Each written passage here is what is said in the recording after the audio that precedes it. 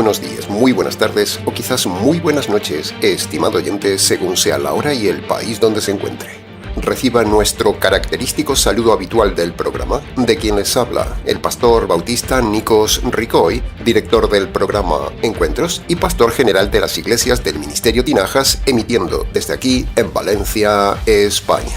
Saludos de parte del equipo de trabajo del Ministerio Tinajas y le damos la bienvenida una vez más a nuestro nuevo programa semanal Encuentros.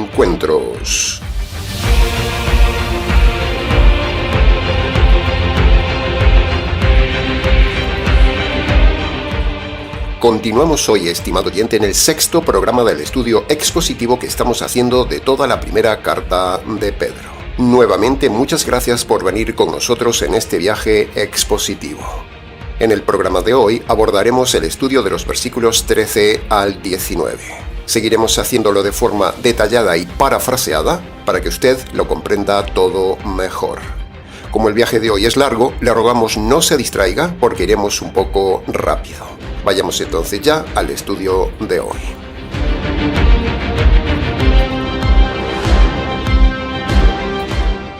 Después de haber hablado 12 versículos sobre la preciosa esperanza de salvación y las pruebas inevitables del convertido, ahora el apóstol Pedro, en estos versículos de hoy, hace un giro y nos va a hablar de cómo debe ser la conducta y el carácter del verdadero convertido, que solo se puede vivir por medio del poder del Evangelio.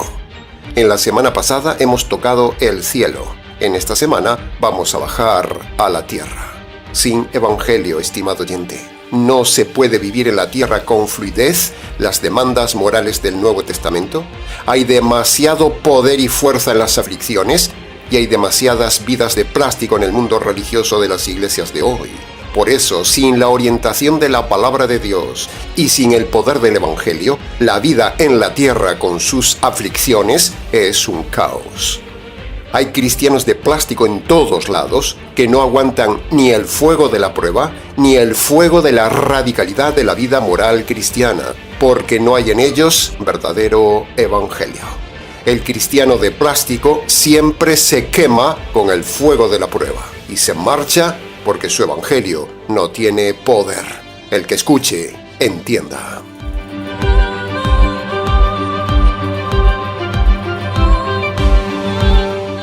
Entremos entonces en el análisis, comentario y enseñanzas del versículo 13 que, de forma parafraseada y en versión latinoamericana, dice así: Estén preparados para actuar con entendimiento. Sean sobrios y agárrense a la esperanza que un día Dios, en su bondad, les dará cuando el Señor Jesús venga. 3 frases importantes hay en este versículo para entenderlo mejor. Primera frase, dice, actuar con entendimiento.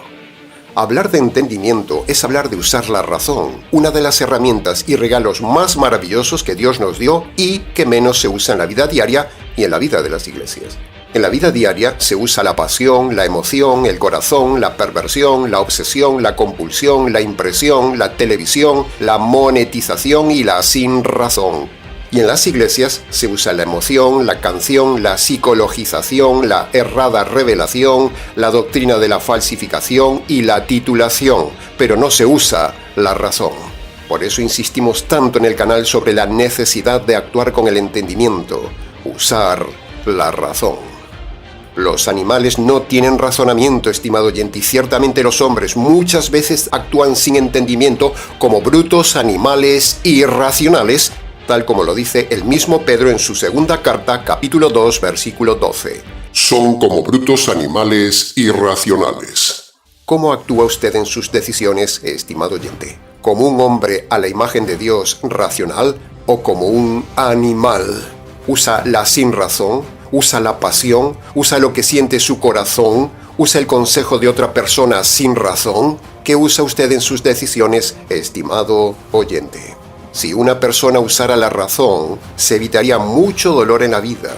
Pero si aún encima esa persona usara también la escritura junto con la razón, entonces no fallaría nunca en sus decisiones. Estamos seguros, por experiencia pastoral, que la grandísima mayoría de los oyentes ha fallado en su vida por no haber usado en su momento la razón. Por ejemplo, el tema más importante en la consejería pastoral del Ministerio Tinajas, donde vemos que la gente no usa la razón, es en el tema del noviazgo. La gente como animales se rejuntan con otros animales por sentimiento, por pasión, por belleza, por interés, por simpatía, por soledad, por marchar de casa, por librarse de sus padres, por vivir una experiencia nueva, por dinero, por imitar las novelas de televisión, etcétera, etcétera. Pero no usan la razón en el noviazgo, tampoco en el matrimonio, ni tampoco en el divorcio. Y ahí está la base del gran problema de esta sociedad, estimado oyente. Una sociedad destrozada por no usar la razón ni la palabra de Dios. La mejor fuente de entendimiento y sabiduría para el hombre es usar la razón y la palabra de Dios. No usar la razón es pecado y es camino de la catástrofe segura. Pero si usamos la razón y la escritura, estaremos aportando a esta sociedad una raza de hombres diferentes.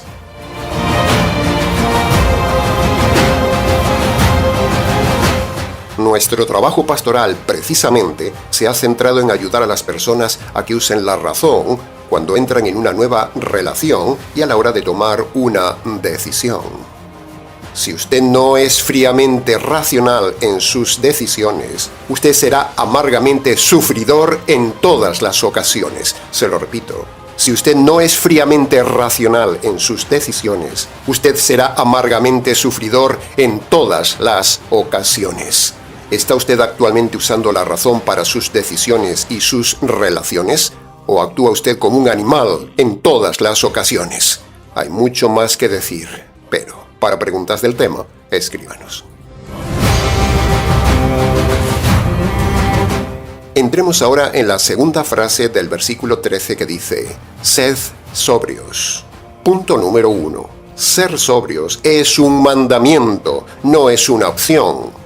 Si usted no es sobrio en la vida y se llama cristiano, usted está pecando, está engañado. El cristiano es sobrio por naturaleza, pero el religioso es derrochador por naturaleza. Punto número 2. Esta mini frase de tan solo 2 palabras derriba toda la doctrina de la prosperidad de los falsos televangelistas, porque la sobriedad es todo lo contrario a los excesos de las iglesias de la prosperidad. Así que ya sabe, todas esas falsas iglesias del dinero y sus pastores lobos que le dicen de ser rico, todos son antibíblicos y herejes. Le están enseñando una doctrina falsa, porque Pedro habla aquí de sufrimiento y sobriedad. S más S. Todo lo contrario a lo que hay en las iglesias del día de hoy. Despilfarro y dinero. D más D.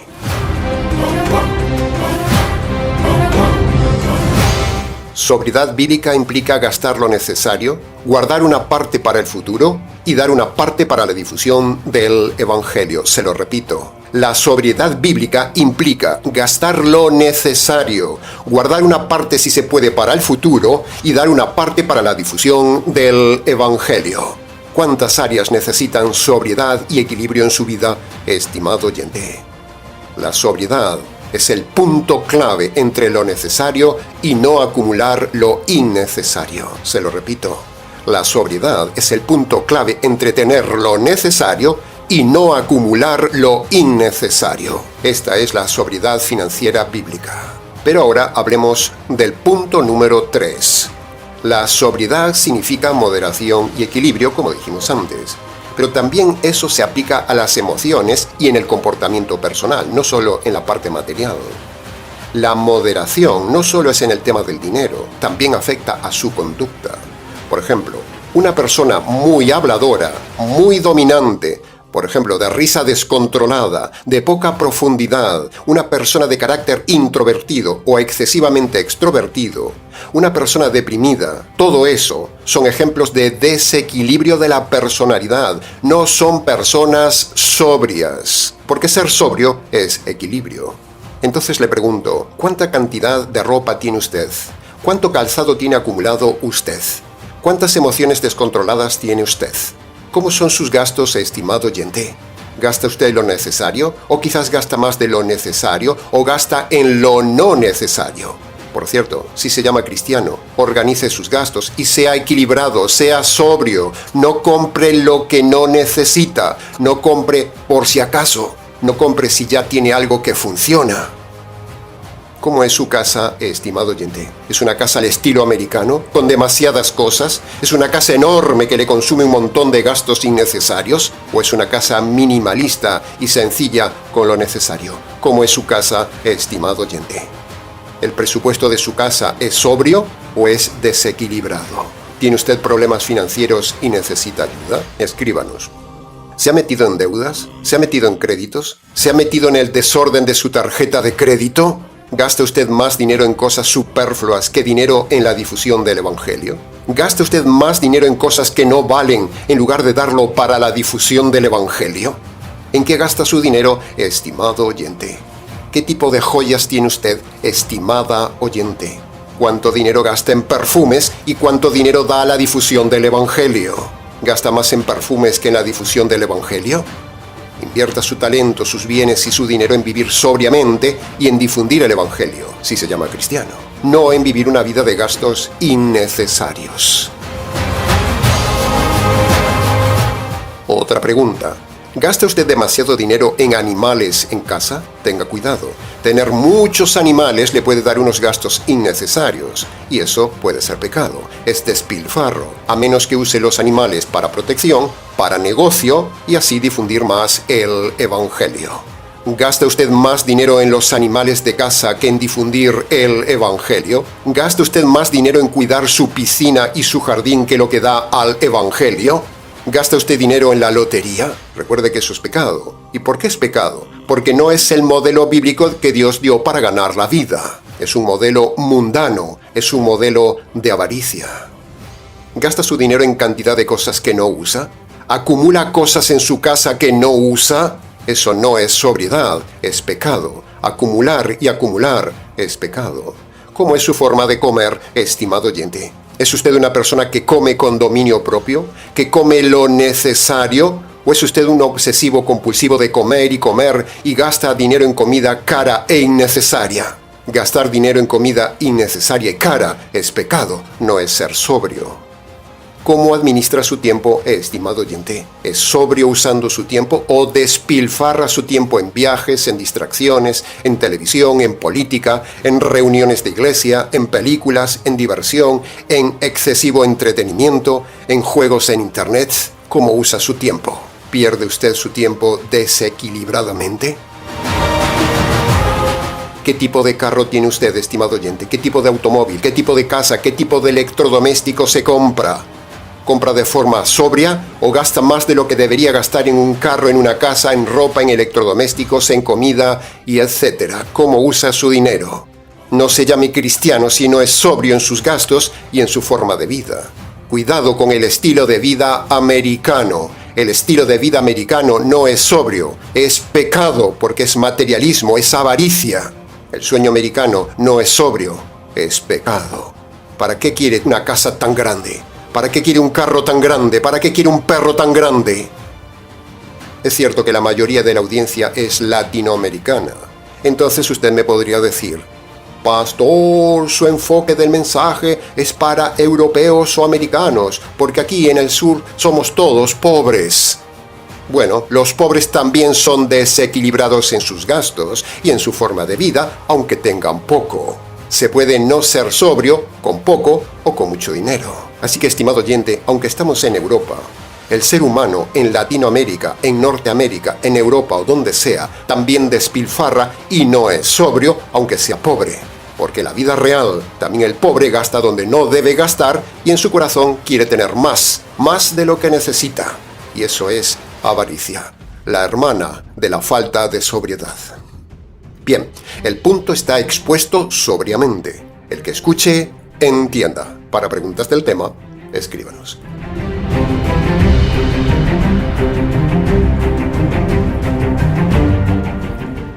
Entremos en la tercera frase del versículo 13 que dice: agárrense a la esperanza que un día Dios, en su bondad, les dará cuando el Señor Jesús venga. ¿A qué esperanza concretamente diría usted que se refiere el pasaje de Pedro? Bueno, nosotros se lo decimos. La frase se refiere a la esperanza de entrar un día al reino de los cielos por medio del Evangelio. Lo hemos dicho en el mensaje pasado. Las dificultades quieren hacernos naufragar, pero el apóstol dice, agárrense a pesar de las dificultades a la esperanza que le da el Evangelio a pesar de las aflicciones.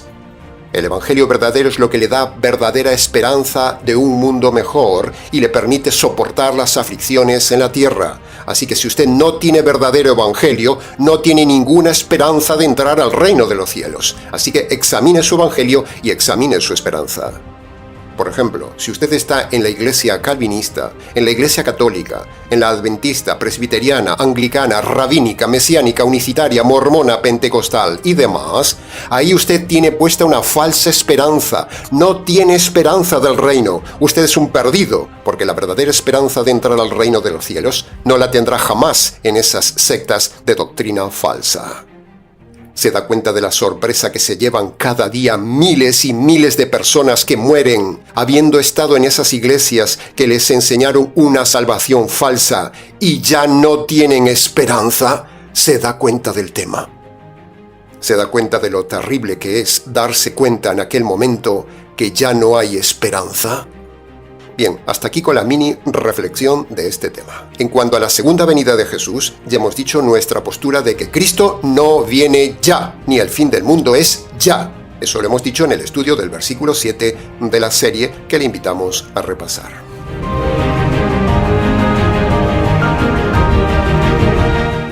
Entremos ahora en el análisis, comentario y enseñanzas del versículo 14, que dice: Como hijos obedientes, no se amolden a los deseos humanos y a la vieja manera de vivir que tenían antes cuando vivían en la ignorancia.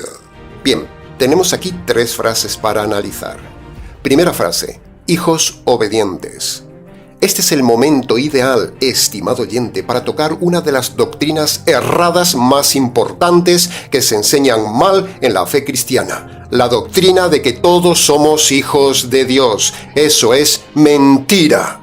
La Biblia dice que no todos son hijos de Dios, porque sin conversión, sin Marcos 1:15, todos son más bien hijos del diablo, están bajo el poder del diablo y camino de la condenación perpetua. ¿Sí? No se lleve las manos a la cabeza, porque así lo dice la Biblia, aunque no se lo digan en su iglesia. Jesús le dijo a los líderes religiosos, a los líderes de su tiempo, que eran hijos del diablo. ¡Wow! Mírelo en Juan capítulo 8, versículo 44. Pablo también dice que antes de la conversión por medio del Evangelio, todos los hombres son enemigos de Dios y están bajo la ira de Dios. Así que abra los ojos y escuche esto que le decimos. Usted no es hijo de Dios si está metido en alguna de las iglesias falsas del día de hoy, porque ninguna de ellas le presenta el verdadero evangelio ni el verdadero método que lo convertiría en un verdadero hijo de Dios. Para pasar de ser criatura de Dios a ser hijo de Dios, usted debe convertirse por medio de los 2 requisitos que manda el Hijo de Dios en Marcos 1:15.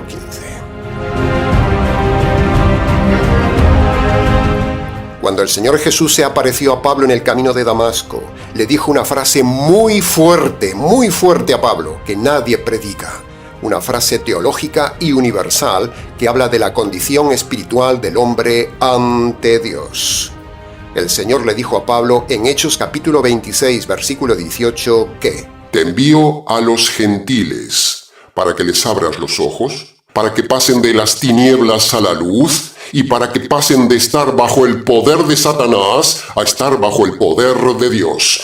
¡Wow, estimado oyente! ¡Qué pasaje! Ese pasaje dice que no todos son hijos de Dios, sino que todos viven en tinieblas y todos viven sin saberlo bajo el dominio espiritual del diablo.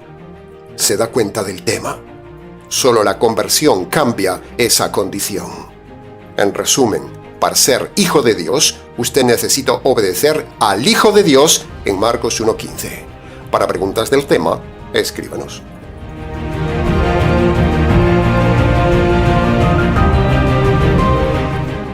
Entremos en el análisis de la segunda frase del versículo 14, donde Pedro dice, no andar como el mundo. Entonces le preguntamos y le inquirimos, estimado oyente, ¿Anda usted de acuerdo al mundo en sus ideas, en su moda, en sus pensamientos, en sus acciones, en su modernidad, a pesar de estar metido en una iglesia? Le pongo ejemplos concretos para que reflexione a ver si usted anda como el mundo o anda como debería andar según la palabra de Dios. Si usted se llama cristiano, va a una iglesia cristiana, pero vive en adulterio, en fornicación, en unión libre con su amante y con su novio, usted es del mundo, usted es un perdido.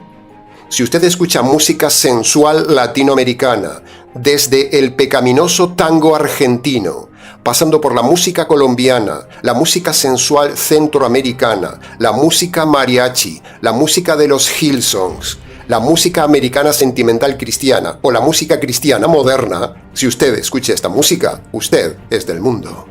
Si usted cree en la psicología, si usted está siendo atendido por un psicólogo o un psiquiatra, usted está andando como el mundo, porque la psicoherejía es del mundo, es pecado. Así que le animamos a que hoy mismo abandone la psicología en cualquier tema de su alma.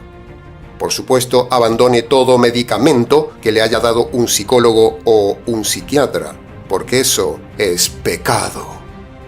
Si usted ha practicado el divorcio, piensa poner un divorcio, piensa casarse estando divorciado o estar rejuntado en unión libre siendo divorciado, usted es un falso cristiano, usted es un perdido, usted es del mundo, usted está en pecado.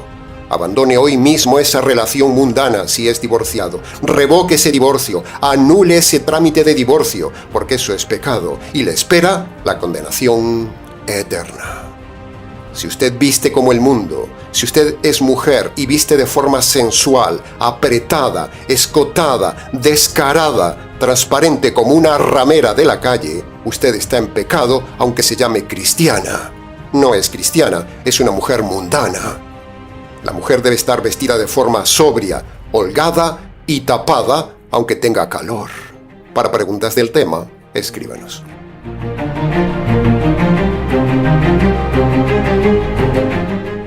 Y entremos en la tercera frase. Pedro habla aquí en el versículo 14 de ignorancia. ¿A qué ignorancia se refiere Pedro? Bueno, esta ignorancia a la que se refiere Pedro es al desconocimiento de la salvación y al desconocimiento del evangelio que tenían antes de la conversión, estando en la religión. Pedro no se refiere a la ignorancia moral, no, se refiere a la ignorancia doctrinal. El hombre no tiene ignorancia moral porque lleva escrita la ley moral de Dios en su corazón, como dice el Nuevo Testamento. Por lo tanto, esa ignorancia que habla Pedro se refiere a la doctrina de la salvación que antes no tenían. Los oyentes de Pedro eran judíos, pero eran religiosos, y en el pasado, al igual que Pedro o Pablo, estaban ignorantes de la salvación por culpa de estar metidos en la religión judía.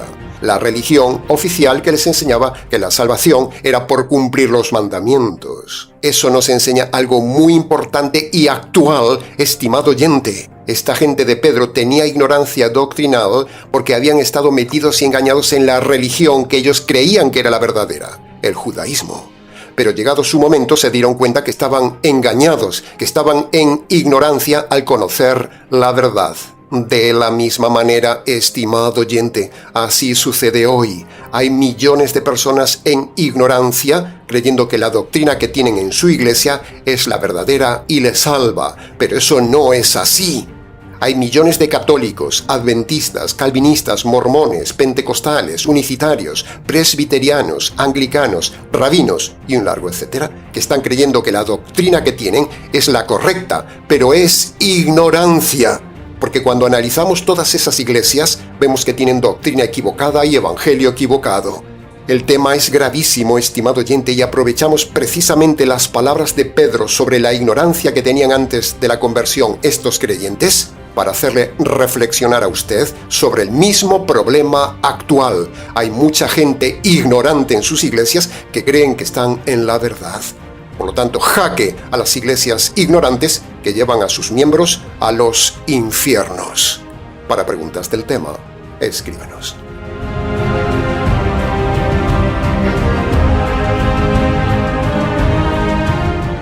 Entremos ahora en el análisis, comentario y enseñanzas de los versículos 15 y 16 que dicen: Dios, el cual los llamó, es santo. Así que sean también ustedes santos en toda su manera de vivir, porque ya estaba escrito, sed santos porque yo soy santo. Analicemos la primera frase, Dios es santo. Uno de los atributos de Dios que casi nadie enseña o mal enseña en el día de hoy es que Dios es santo. Sí, es cierto que hay algunos que predican que Dios es santo, pero es solo un cumplido, porque lo predican mal y entonces es como si no lo enseñaran. ¿De qué sirve enseñar que Dios es santo si luego no se enseña cómo ser correctamente santo ante Dios y permiten la inmoralidad, la fornicación y el adulterio en la iglesia? ¿De qué sirve? ¿Qué sentido tiene hablar de que Dios es santo? Decir que Dios es santo significa que Dios vive apartado de lo malo, del mal y del pecado. Aprenda esta definición. Por lo tanto, hablar de la santidad de Dios en el mundo de las iglesias pecaminosas del día de hoy, que son mundanas e inmorales, eso no da dinero. Por lo tanto, no se predica como se tiene que predicar, que Dios es santo. La gente se les iría si hablaran estrictamente de que Dios es santo, y entonces el negocio de la iglesia no les daría dinero para su buena vida. Hablando de esto, lo hemos demostrado hace poco en el canal con el encuentro que tuvimos el año pasado con un pastor de California que nos conoció en el canal y quiso venir a vernos a España. En Estados Unidos, en su iglesia, cobraba el diezmo. Y con el dinero de los diezmos montó la buena vida. Se vino a recorrer Europa con los hijos y la nuera. Todo pagado con el dinero de los diezmos. Palabras textuales del pastor con el que hablamos 2 días el año pasado. Si este pastor hablara en su iglesia correctamente de la santidad de Dios, él tendría que dejar de robar el diezmo, porque robar y mentir y engañar, con el tema del diezmo, no es santo. Por eso decíamos que, aunque se habla de un Dios santo, sus vidas pastorales no son santas. También tiene el recientemente caso de un super mega líder calvinista que ha cometido adulterio.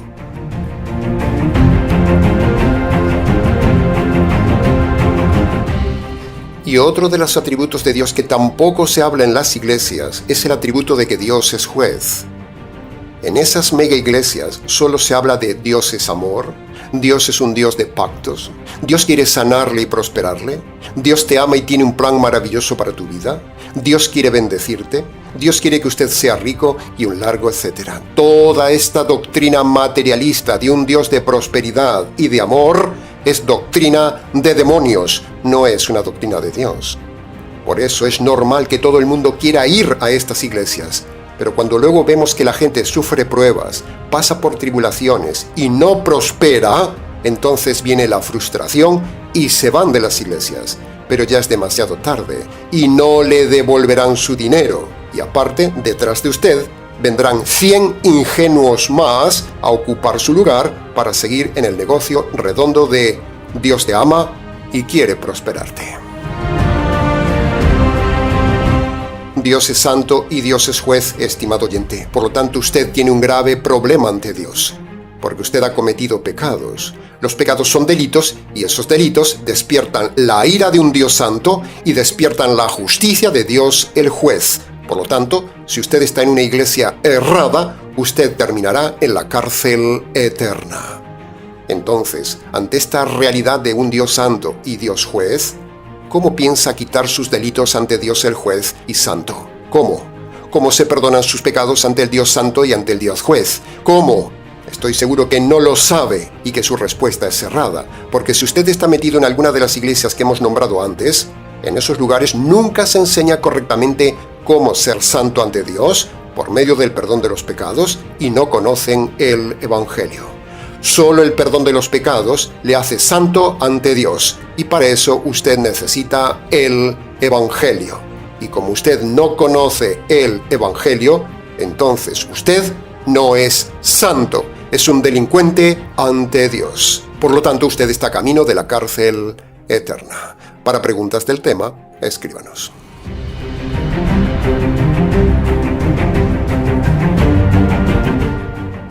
Entremos ahora en la segunda frase del versículo 15, que dice, sean santos en toda su manera de vivir. Punto número 1. Hay 2 tipos de personas santas, estimado oyente. Sí, preste atención. Primero, está la santidad del convertido, pero en segundo lugar también hay una santidad que no se enseña, y es la santidad del inconverso, que en otras palabras serían las famosas obras buenas que la gente hace para salvarse en su religión. Esa santidad del inconverso es moralidad. El problema es que esa santidad del inconverso, la moralidad, sin evangelio, no le vale para nada. No le vale para la eternidad, solo le vale para la terrenidad. La santidad del inconverso se llama moralidad. Pero aquí Pedro no está hablando de los inconversos, sino que está hablando a salvos que en su día se convirtieron por medio del evangelio. El problema que vemos en las iglesias es que aplican este pasaje de convertidos a personas no convertidas, y eso es engañarlas, aparte de presionarlas con este pasaje a ser santos.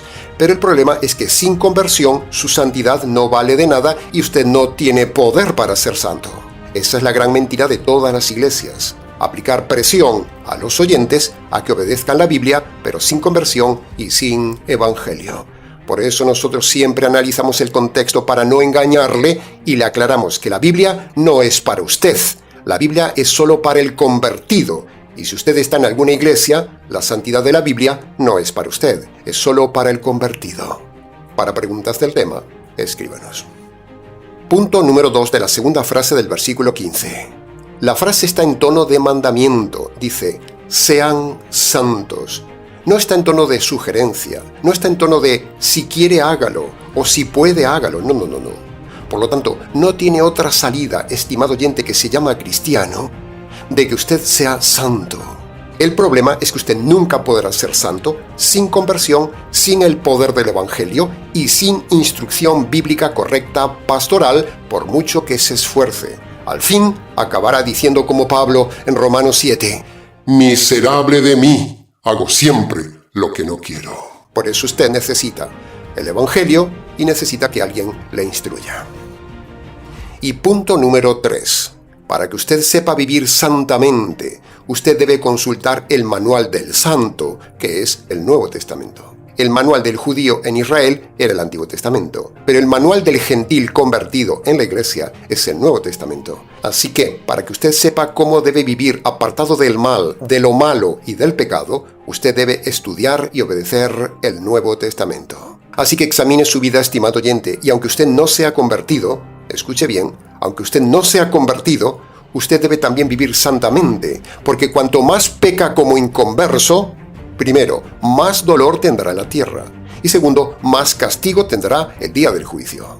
Así que cuanto más santamente moral sea, aunque no sea convertido, menos problemas tendrá en la tierra y menos castigo tendrá en la eternidad. Así que al menos, si no quiere convertirse, al menos sea inteligente y viva una vida santa, moral, y tendrá menos problemas aquí y menos problemas allá. La meta del Ministerio Tinajas es que la gente se salve, estimado oyente. Ese es nuestro trabajo. No queremos hacer gente moral. Pero si usted es terco y no quiere convertirse, recuerde que Dios es juez y le va a juzgar por la cantidad de obras malas que ha hecho. Es decir, por la falta de santidad ante el Creador. Por lo tanto, cuantos más pecados lleve al juicio, más castigo tendrá. ¿Había pensado en esto alguna vez? Para preguntas del tema, escríbanos.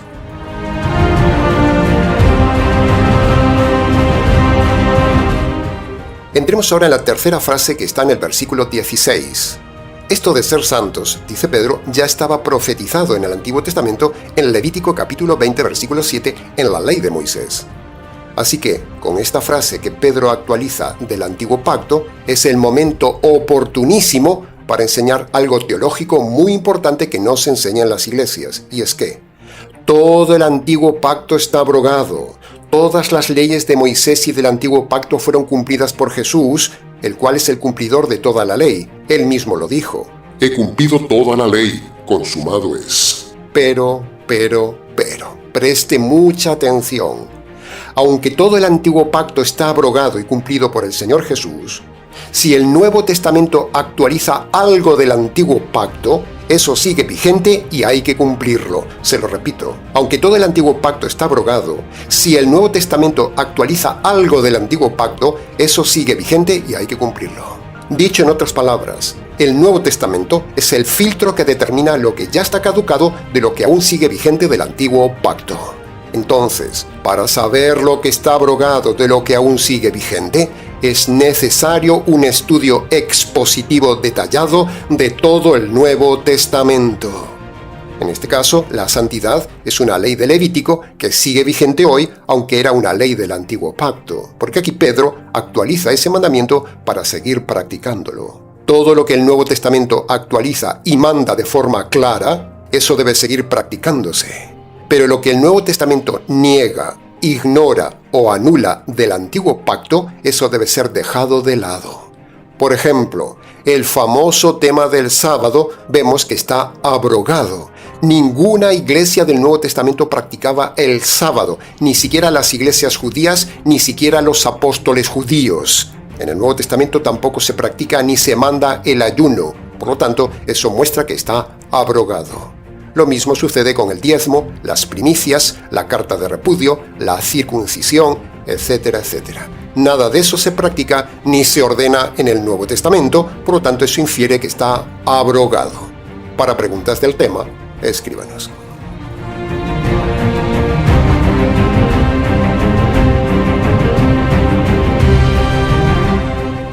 Entremos ahora en el análisis, comentario y enseñanzas del versículo 17 que dice: Si ustedes llaman Padre a Dios, el cual juzga a cada uno según sus hechos y de forma imparcial, entonces vivan en temor ante Él durante todo el tiempo de su paso por este mundo. Punto número 1.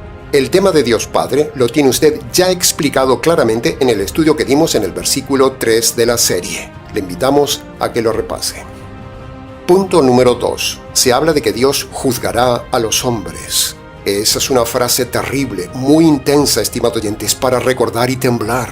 Ningún ser humano nos libraremos un día de estar ante Dios para ser juzgados imparcialmente por Él. Eso debe hacerle parar, temblar y reflexionar de cómo está haciendo usted las cosas ante Dios, de forma justa o de forma injusta. Cuantas más injusticias usted acumule en la tierra, más juicio y castigo tendrá usted el día del juicio final, como dijimos antes. Así que estas pocas palabras del tema sirvan para que usted ahora mismo reflexione si está viviendo en pecado. Si usted está robando, deje de robar. Si vive en mentira, deje de mentir. Si vive en odio, deje de odiar. Si vive en unión libre, rompa hoy mismo esa relación. Si vive de cama en fornicación, deje de vivir así.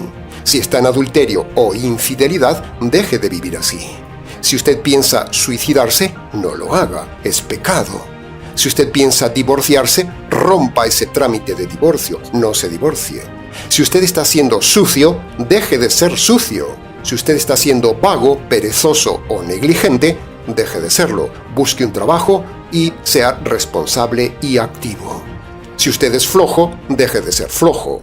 Si usted es introvertido, deje de serlo. Si usted es dominante, deje de serlo. Si usted es charlatán, deje de serlo. Si usted es un descarado, deje de serlo. Si usted es pastor de alguna iglesia falsa, deje de serlo. Si usted es apóstol, deje de serlo. Si usted se llama profeta, deje de serlo. Si usted está dirigiendo una iglesia de esas que siempre nombramos, está en pecado, deje de hacerlo.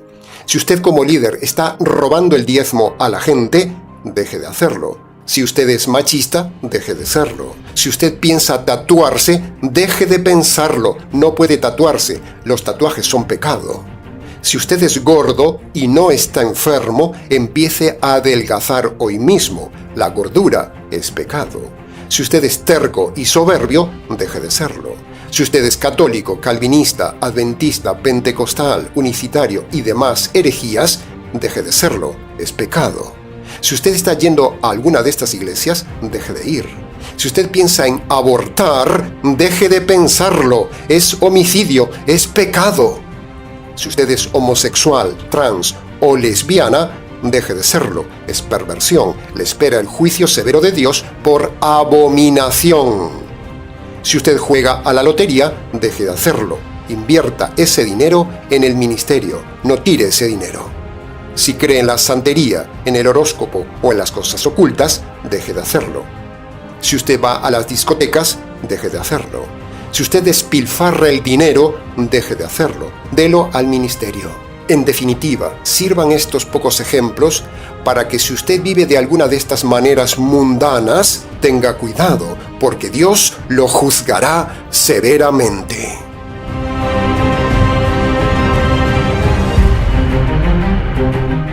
Y entremos ya en el último análisis, en el análisis de los versículos 18 y 19 que dice: sabiendo que fuisteis rescatados de vuestra vana manera de vivir, recibido de vuestros padres, no con cosas corruptibles como el oro o la plata, sino que fuisteis rescatados de esa vida con la sangre preciosa de Cristo. Punto número 1. Hablemos de la vana manera de vivir o la vanidad de la vida. ¿Cómo está viviendo usted, estimado oyente? ¿De manera vana? ¿De manera inconversa? ¿De manera necia? ¿De manera mundana, como dijimos antes? ¿De manera religiosa? ¿De manera contraria a lo que hemos visto hoy? ¿O está viviendo usted de manera intensa, viva, obediente, sobria y como un convertido? ¿Es usted un simple religioso en su iglesia? ¿Cómo está viviendo su vida, estimado oyente? ¿Su vida es solo un vacío religioso, con vanidad mundana, o es una vida con vida viva? La religión solo produce muerte, hastío, repetición, vacío. La religión cansa. Y el mundo le consume y le lleva la vida, le lleva las energías, le consume el tiempo y le produce lo mismo, frustración y vacío.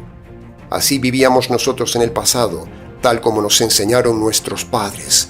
Por eso, pasemos al punto número 2. Este apartado es una catapulta de advertencia a los padres, como dice Pedro en este pasaje. Por eso le preguntamos: estimados padres, ¿qué están enseñando a sus hijos? ¿Qué legado le están dejando?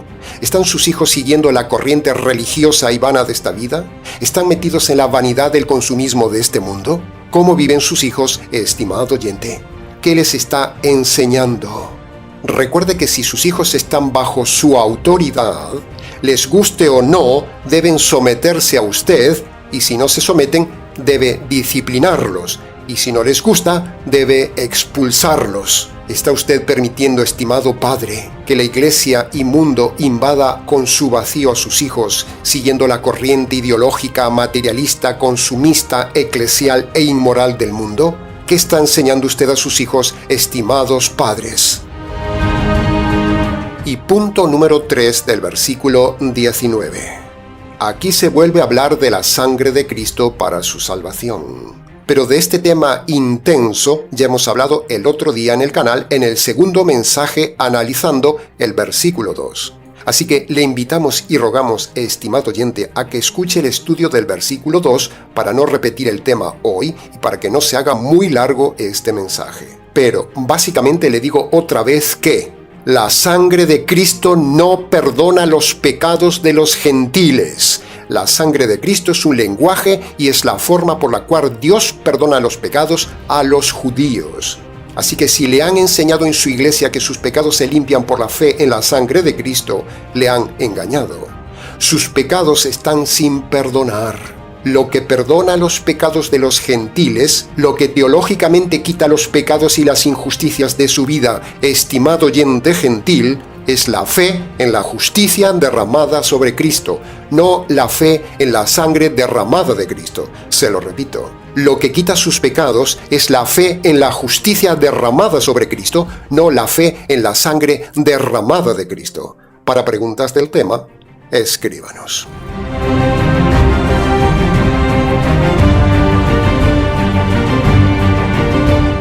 Bien, hasta aquí con la enseñanza expositiva verso a verso y frase a frase del día de hoy.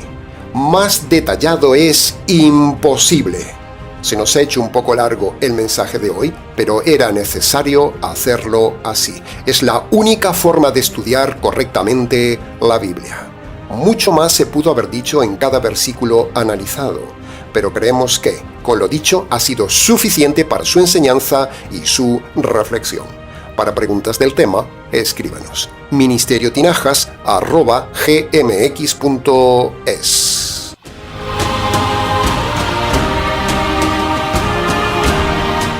Nada más por hoy, estimado oyente. No se olvide de ayudar al Ministerio Tinajas en este mes. Lo necesitamos para seguir enseñando la verdad. Muchas gracias anticipadas. Les ha compartido este mensaje quien les habla, el pastor bautista Nikos Ricoy, emitiendo desde aquí en Valencia, España. Será entonces con el gusto de siempre, hasta el próximo mensaje de la serie, aquí en nuestro habitual programa semanal Encuentros.